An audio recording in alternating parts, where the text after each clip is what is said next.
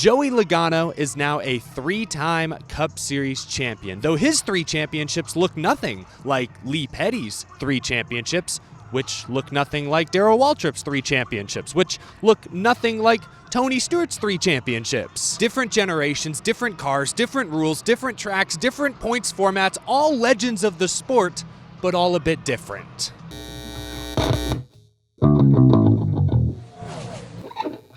How's it going, y'all? My name is Eric. Welcome to Out of the Groove on the Go, coming to you from Pit Road Exit here at beautiful Phoenix Raceway. The desert sun is setting behind the grandstands. Let's talk about tonight's NASCAR Cup Series season finale. I can already see the comments. Joey Logano, not the most popular driver. The way he got to the championship in the first place has been called into question all week long. Shoot, the guy was a little lucky to get through the round of 12. Let's start there. I want to rip the Band-Aid off. This playoff format is obviously not for everyone. And I do think we look at championships today differently than we look at championships from 20, 30, 60 years ago. That was the point I was attempting to make there during my cold open. Joey Logano is now in the record books as a 3-time Cup Series champion, just like Lee Petty, the great David Pearson, Cale Yarborough, DW, Tony Stewart. Point is, all of those drivers won their 3 championships in very different cars,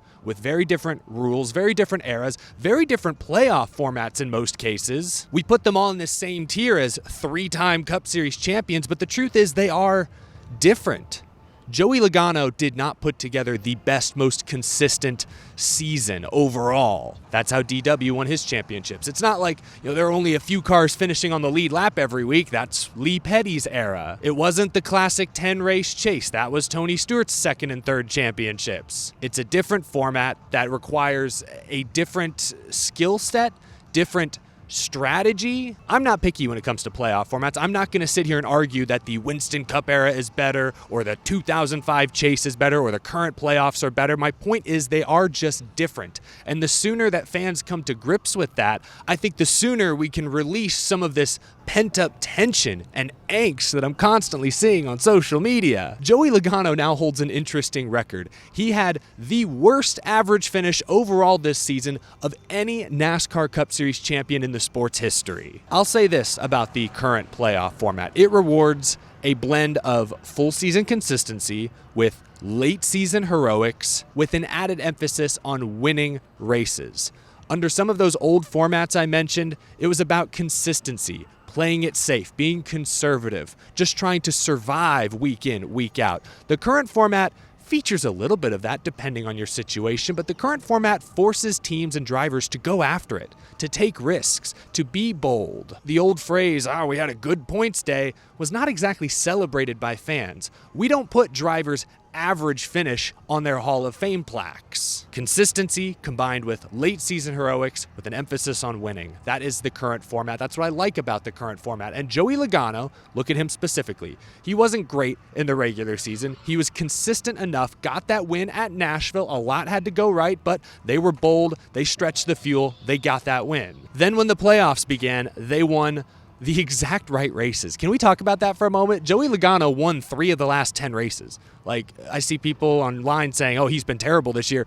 He just won 3 out of 10 playoff races. That's extremely hard to do, especially when he didn't have the best car in 2 of them. It was driver, it was crew chief strategy. That's what got it done. But Joey Logano won 3 playoff races. I would argue he won the 3 most important playoff races.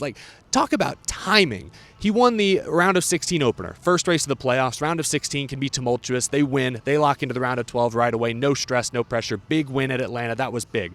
The next most important race of the playoffs is the round of 8 opener, because the winner of that race, if you're in the playoffs still, gets an extra couple weeks to prepare for this race. Joey Logano won that. Bold call by Paul Wolfe to leave him out there. Logano stretched the fuel. Joey Logano is the best in the series at stretching fuel, making pace. They win that race. And then, of course, the championship is the most important race. They win this one. They won it. They did not have the best car at the end, but Joey Logano got a tremendous late restart, got a few cars between him and Blaney, who did have the best, especially long-run car, and made no mistakes in the closing laps to hold on to the win. So That's what I'm going to say. If I'm sitting here defending Joey Logano, which I did earlier this week, and I guess I have to do again here tonight because I know he's getting dragged in the comments, Joey Logano won 3 out of 10 playoff races, and Team Penske, veterans of the sport, championship organization, made sure they won the 3 most important playoff races. We got the attitude that we're never out of it, and I think that's what's kept us going and shows in the playoffs so much. Is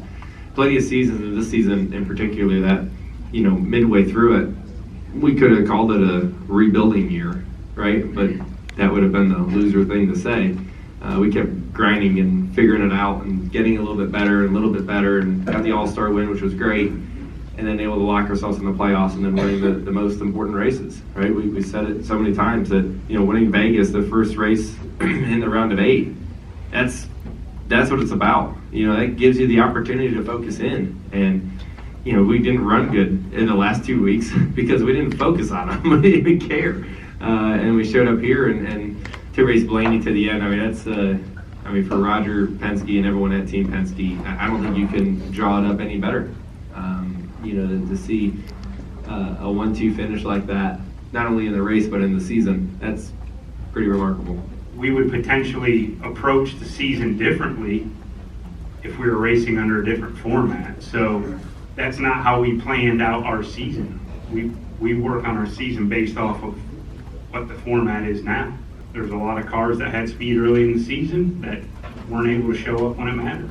And whether that's the pressure or what it is, I don't know. But as a team, we want to run good every week, right? But we know when it's time that you have to be your best and what it takes to prepare for that. And that's what we've been able to do as a company. I'll punctuate this topic by saying, once again, although in the record books now, Joey Logano and Lee Petty are in the same category, 3-time Cup Series champions, the sport is hardly recognizable between their 2 eras. And I would even throw in when Darrell Waltrip won his championships, when Tony Stewart won his championships, the sport looked a lot different then than it did during Lee Petty's era and than it does now. NASCAR is a sport, like any sport, that's had different eras. Basketball does not look the same today as it did 30 years ago. Football does not look the same today as it did 30 years ago. Other motorsports don't look the same today as they did 30 years ago. NASCAR is no exception. So I'm not going to sit here and have an argument about what playoff format is better. I'm just going to point out the difference. And the sooner we can all accept the differences, the sooner we can have, I think, healthier, more nuanced debate and discussion. Folks wanting them to change the format, you might get your wish. Steve Phelps, Steve O'Donnell said in the media center this week that while playoffs aren't going away, they're open to tweaks. They're open to making some adjustments. Joey Logano winning the championship this year could spark serious discussion down at Daytona Beach before 2025. We'll absolutely look at, what form the playoffs take in the offseason. You always learn, like I said before, but playoffs in and of itself, as Steve said, you cannot argue with the quality of racing that the playoffs have delivered. You can talk about the format if we do some different things, but absolutely we're going to stick with it. I would be surprised if they go away from the round-by-round style. Maybe they tweak win in advance. Maybe they adjust how many playoff points the regular season champion gets. I could see a few tweaks that they could easily make and might consider, but anyway, I'll leave it at that. I don't want to turn this whole video into just a roundabout discussion about the playoffs that doesn't go anywhere. I want to actually talk about the race now. Joey Logano wins it, 3rd career championship, 3rd in a row for Team Penske. They have figured this format out. It's honestly incredibly impressive considering where they were at the beginning of this year. We were worried about Ford. Took them months to go to victory lane, but they wound up getting more cars in the 16-car playoff than either other manufacturer, and they ended up having half the championship for. Team Penske, half the championship for. Every team knew the format coming into this year. They knew what tracks they needed to be good at late in the season. Team Penske has perfected their playoff performance. This was Joey Logano's 6th Championship 4 appearance, most of any Cup Series driver ever, and you could hear in his voice early in the weekend a quiet confidence. This was him in the media center yesterday after qualifying. We did a good job in qualifying. We got them down now. We just got to put a foot on their throats, right? We feel pretty strong about our team, and these type of pressure situations we feel really solid about. We've had 2 weeks to put the plan together. We're just executing it the best we can now. The 22 team never really made a mistake today. They were just seriously challenged, especially by their teammate Ryan Blaney. Ryan Blaney, looking to defend his 2023 Cup Series title, comes up just short. I'd like to think if he had one more lap, he was going to get there, but Joey Logano is one of the toughest drivers to pass. You have to have a crazy car or tire advantage, or else that thing's like 80 feet wide. It was tough to pass out there tonight. Blaney did an outstanding job working his way around Kyle Larson, then making quick work of William Byron in the closing laps. With 30, 40 laps to go, I didn't think he had a shot. I thought this race was over. Joey Logano had a 3-second lead, a couple of cars between him and Blaney. I knew how good Blaney was on the long run. He's always good on the long run. See last week as a recent example, but I didn't think there was any chance he could make up that gap in that short of time, but somehow he did. He got to Joey Logano's bumper. Could he have tried to move him, do something a little dirty, rough him up? Perhaps, but that's a teammate. You're not going to rough up a teammate for a championship. I thought both drivers raced hard, extremely fair. Ryan Blaney looked exhausted when he got out of the 12 car on pit road afterwards. I feel for the 12 team because they probably had the best car here tonight, especially on the long run, but unfortunately, there was a restart in stage 3 and the 22 got the jump. Joey Logano put his Superman cape on, and all Ryan Blaney could do was watch that 22 get smaller and smaller in the distance. Still, what a drive. I mean, Ryan Blaney has emerged as a legitimate star the past 2 years, largely due to his heroic playoff performances. Winning at Martinsville the last 2 years to get into the championship 4. I mean, last week's effort still, I can't get over how impressive that final run was. I thought he was going to do the exact same thing here tonight. Just came up a bit short, unfortunately. As for the other championship drivers, William Byron was there. Looked a lot like last year. Top 5 speed, but not race-winning speed. Hendrick Motorsports just has some work to do at this track. Team Penske has it figured out. They even switched cars in the offseason. The dark horse this year. They still haven't figured out. Nothing's changed. Even with the full force of Hendrick behind one car this week, they had nothing for the Penske cars. William Byron was never quite on their level. Again, the team executed. They ran a good race. That bold tire strategy late actually gave them a shot. They had to do something different than the Penske cars. They did and got track position. Yeah, they had a shot, just weren't quite good enough. And Tyler Reddick's team, I predicted this basically perfectly. What did I tell you all this week? I told you guys the 2 Penske guys would be 1, 2, and then I said Byron would be somewhere in 3rd and Reddick would be 4th, bringing up the rear. You know, it's so hard for a non-Gibbs, Hendrick, or Penske car to win this race. Like I said, now 9 of the last 10 champions have come from those 3 organizations. It's hard for a non-Gibbs, non-Hendrick, non-Penske car even to make the championship 4. 2311 and Tyler Reddick should be extremely proud and encouraged by their performance at the end of the season, really all season long. Obviously, they were very consistent the first 26 races. The team should be extremely proud of their development this season, but they just didn't have it tonight. They just were not top 5 material, frankly. Reddick had 1 or 2 incredible restarts where he gained a few spots, was extremely aggressive, extremely bold, almost cost him once, put on a show, but just did not have the pace of the other 3 championship 4 contenders. Exactly like I predicted. Shamed that he wasn't ever really able to get up there, jostle with them, and make any real noise, but they weren't exactly out to lunch either. I don't want to sell them short. It's not like they're running 16th or something. They were just probably an 8th to 10th place car, which in the championship race, that's not good enough. Quick look at the top finishers right there. Christopher Bell said he was cheated out of a championship 4 spot at Martinsville, said that Chevrolet fixed last weekend's race, felt he should be in the championship 4, and he was one of the best cars tonight as well. Led a bunch of laps, finishes top 5. Kyle Larson in the mix, both 2311 cars in the mix. That Star Wars machine for Bubba Wallace was pretty darn cool. Denny Hamlin finishes 11th in the FedEx 11 in what could be FedEx's final race aboard the Joe Gibbs Racing Toyota. Denny Hamlin put out a short sort of thank you video before today's race. Does appear that FedEx is out at year's end. They've struggled financially just as a company the past few years based on what I've read and understand, so it's disappointing. Not exactly shocking, but huge shoes to fill for whatever sponsor steps up to sponsor Denny Hamlin next year. Not pictured here, but I do want to talk about Martin Truex Jr. for just a moment. He comes home 17th after starting on the pole. A real nice gesture in the drivers' meeting before the race. They played a short tribute video. Everyone, all the drivers stood up, gave Martin a standing ovation. He had a big old smile on his face, probably the most emotion I saw out of MTJ all weekend long, but you could tell he appreciated it. Spent time talking to dozens and dozens of reporters after the race. His final start as a full-time NASCAR Cup Series driver tonight. Loved the throwback scheme, and especially the throwback fire suit. That was a really cool addition. But Martin Truex Jr., tremendous career. Elton Sawyer in the drivers' meeting today said he is without a doubt a first ballot Hall of Famer. He'll be eligible likely in a few seasons. I wouldn't be surprised to see him get in right away. Incredible driver, former champion. We will likely see Martin Truex Jr. race again next year. He said he's running the Daytona 500 with 2311, but tonight, final race as a full-time driver. What a career, what a journey Martin Truex Jr. has been on. Oh, the Groovy Gauge. It always travels with me. It's like I keep it in my pocket. It sneaks into my carry-on somehow. The Groovy Gauge, of course, is powered by electric e-bikes, electricebikes.com. Find a ride that suits you. Playoff format aside, this was a great race.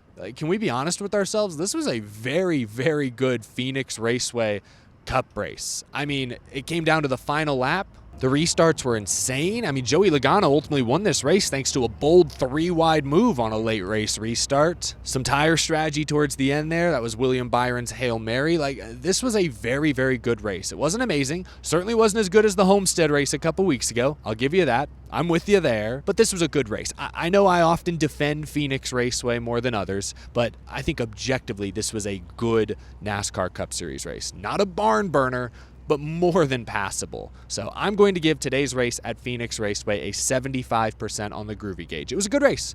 It could have been a whole lot worse. It has been a whole lot worse in the past. So everything is relative. Let me know if you agree or disagree down in the comment section below. I feel like I have more to say, but again, I'm worried I'm just going to start talking in circles. The current playoffs successfully create narratives late in the season. Again, drivers race differently. Ross Chastain doesn't Hail Melon without the playoffs. Kyle Larson doesn't go for the lead the way he did at Homestead without the playoffs. Again, it used to be about playing it conservative, the good points day. Now it's about being bold, going for it, taking risks. Late in the season, I do think that makes the sport more special, creates new strategies, helps craft new narratives, and late in the year when you're up against the NFL, college football, you need storylines, and I think the current playoff format delivers on that at the very least. That's my last defense of it. Okay, done. Y'all know I like the playoff format. There are parts of it I don't agree with that could and maybe should be tweaked in the future. Joey Logano's championship isn't the same as Lee Petty's or Cale Yarborough's or David Pearson's or Tony Stewart's or anyone from those previous generations. It's not. It's not the same. It is different. It's not illegitimate, as I'm sure some will allege. He won 3 of the final 10 races. Everyone knows, whether they want to admit it or not, that the playoff teams bring their best stuff, fully focus on the playoffs. Joey Logano won 3 out of 10 races, more than anyone. 4 wins on the season, second most in the series. If you include his All-Star race win, 5 wins on the season. He wasn't exactly consistent, but he had a lot of peaks, an awful lot of peaks. When they were on, they were on. Joey Logano is the 2024 NASCAR Cup Series champion. Let me know what you think down in the comment section below. I'm sure you probably already left a comment. I know how this works, but thanks for watching, folks. Real quick, I want to clarify, I will be posting videos all off season long. The NASCAR news cycle only slows down a little in December and January, so this show is not going anywhere. Want to say thank you to everyone for supporting me all year long, especially those of you on Patreon. It's thanks to you that I'm able to come out to the racetrack like this and cover these big races in person. It's truly a dream come true. I really appreciate your support. It's getting dark out here. It gets dark quick in the desert, I guess. Thank you all so much for watching this video. I will talk to you again very soon. Have a great rest of your weekend, folks. Bye-bye.